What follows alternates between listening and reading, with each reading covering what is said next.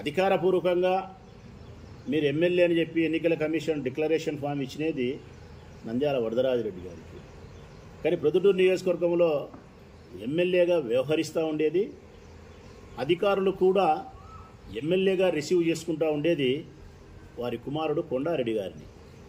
ఎందుకింత పెద్ద మాట మాట్లాడుతున్నానంటే, సాక్ష్యం లేకుండా ఆధారం లేకుండా ఇంత పెద్ద మాట మాట్లాడడానికి సాహసించాను. ఇది పెద్ద మాటే.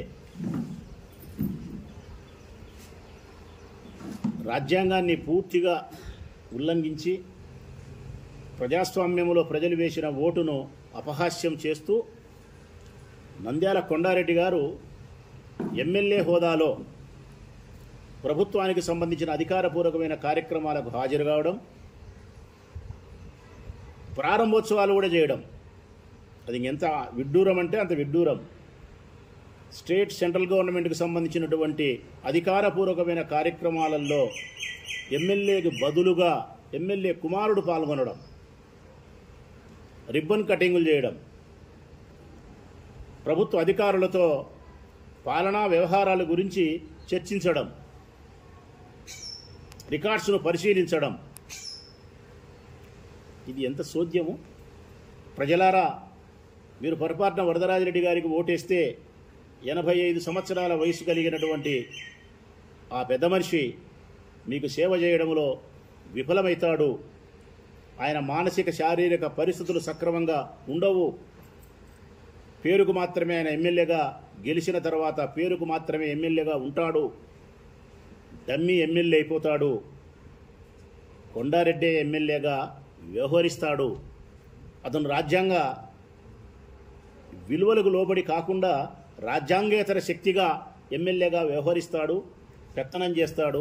అది మీ స్వేచ్ఛకు, మీ ఆనందానికి భంగమవుతుందని చెప్పి నేను ఆ రోజు చెప్పినా. ప్రజలనైతే ఆలోచించమని కోరుతా ఉన్నా, అధికారులకైతే మాత్రం హెచ్చరిక చేస్తూ ఉన్నా, గట్టిగా చెప్తా ఉన్నా, ఇది మంచి పద్ధతి కాదు. మీరు చేస్తూ ఉండే తప్పు రాచమల్లి శివప్రసాద్ రెడ్డికో వైఎస్ఆర్ కాంగ్రెస్ పార్టీకో కాదు, భారతదేశ రాజ్యాంగానికి మీరు తిలోదకాలిస్తున్నారు. ఈ ప్రపంచంలోని గొప్ప ప్రజాస్వామ్య దేశంగా ఉండబడిన మన భారతదేశ ప్రజాస్వామ్యాన్ని మీరు అపహాస్యం చేస్తున్నారు అధికారులారా. ఈ భారతదేశానికి సంబంధించిన రాజ్యాంగాన్ని మీరు పూర్తిగా ధిక్కరించడం అంటే, ప్రజాస్వామ్యాన్ని అపహాస్యం చేసి ప్రవర్తించడం అంటే ఈ దేశానికి ద్రోహం చేయడమే. మీ మీద దేశద్రోహం సెక్షన్లతో నేరం ఆరోపింపబడాలా, మీ మీద సెక్షన్లు నమోదు చేసి మిమ్మల్ని జైలుకు పంపాలా, మీ ఉద్యోగాలు తొలగించాలా.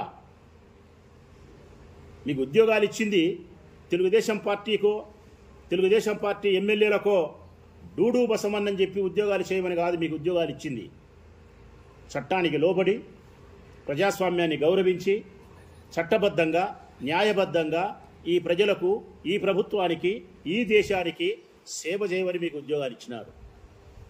ఈ 5 సంవత్సరాల కాలంలో ఎవరైతే మీరు భారతదేశ రాజ్యాంగానికి విరుద్ధంగా వ్యవహరిస్తారో, ఎవరైతే ప్రజాస్వామ్యాన్ని అపహాస్యం చేసి ప్రజలకు అన్యాయం చేసి తెలుగుదేశం పార్టీ నాయకులకు డూడు బసవనులై చట్టవిరుద్ధంగా మీరు ఉద్యోగాలు చేస్తారో, వారందరినీ జ్ఞాపకం పెట్టుకునే దానికోసం మేము కూడా ఒక బుక్ తయారు చేసుకున్నాం.